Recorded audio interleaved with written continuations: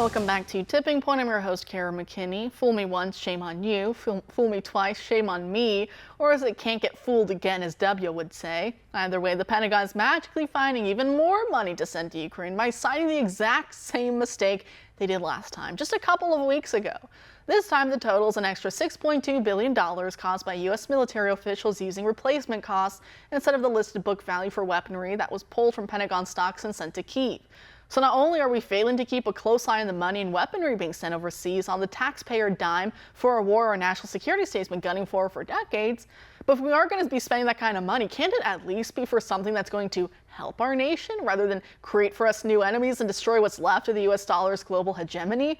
I don't know, just a thought. As Dr. Benjamin Braddock, the commissioning editor for one of my favorite magazines, I'm 1776, suggests, this accounting error is roughly the size of Mexico's entire military budget. With this, we could double the size of the Mexican army and have them completely wipe out the cartels, but we choose not to, end quote. Now, obviously, the situation for Mexico's perennial failure to pacify these cartels has to do with far more than just budget issues. But the point still remains, if we're going to break the bank anyway, because that's how politicians keep their donors and special interests happy, let's at least use the money wisely. It's not okay that high-speed chases between human smugglers and law enforcement are now becoming a common occurrence, terrifying drivers in the Southwest and oftentimes leaving bodies strewn across roadways. That destroys national cohesion and sense of security, not to mention how traumatizing it is to see that aftermath, which sometimes includes teenage drivers. I know the answer is not to tell cops to stop vehicle pursuits, as we saw in Seattle, where speed demons were driving recklessly and doing basically donuts and burnouts around cop cars, knowing those units are not allowed to give them chase in most all circumstances.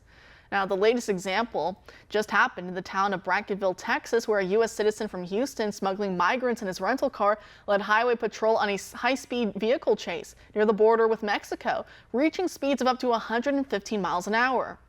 It ended with the vehicle crashing into a traffic sign and through a fence on a nearby ranch. The driver, who hasn't been identified yet, but is said to have been hired by cartels through encrypted social media messaging platforms like WhatsApp, is facing criminal charges for smuggling of persons, criminal mischief, and evading arrest. He was detained along with 2 other migrants as they attempted to flee the scene on foot after the crash. And while we don't normally associate a state like Texas with sanctuary policies for such lawbreakers, our next guest tonight has been keeping a very close eye on the Colony Ridge development in Liberty County, Texas, otherwise known as the largest no-go sanctuary colony for illegals here in the U.S. It's where the family of 5 Hondurans, including an 8-year-old child, were killed by their neighbor back in April, who had been deported several times in the past, when they asked him to stop recklessly firing his gun in his yard late at night as they tried to put their baby to sleep. As you can see here, this footage, which comes to us from our next guest, it shows the vast land development that holds upwards of 50,000 migrants, some say more, maybe closer to 100,000, most of whom are reportedly from countries in Latin America. The size of the colony has more than doubled since the year 2019, expanding from about 8,000 acres back then to around 20,000 acres last year. Another doubling event appears to be underway, with developers planning to add another 20,000 lots, which are very popular with migrants because it costs less than $1,000 to purchase a plot for a trailer or small dwelling. Migrants also don't have to provide evidence of legal income and can skip traditional mortgage lenders, thus stucking the U.S. financial and legal systems simultaneously. Joining us now to discuss is Todd Benjamin, a senior national security fellow for the Center for Immigration Studies. Todd, thanks for being here tonight. Great to be here again. Thank you. Great. So tell us about your recent flight over these no-go sanctuary developments that we're seeing crop up in Texas.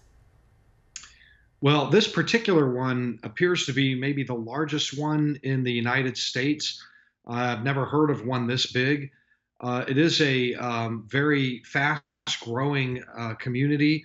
I would call it maybe now a medium-sized city. Some people estimate that there are between 75,000 and 100,000 people living in this county now, in this community. Most of them, I'm told, are illegal aliens. I have spent time on the ground in the past interviewing the residents who acknowledge that they are illegal. Police, educators, and longtime residents who all say, yeah, almost everybody here is illegal. It is expanding very rapidly. That's why I wanted to fly over it. It's the only way to really grasp just how massive this thing is.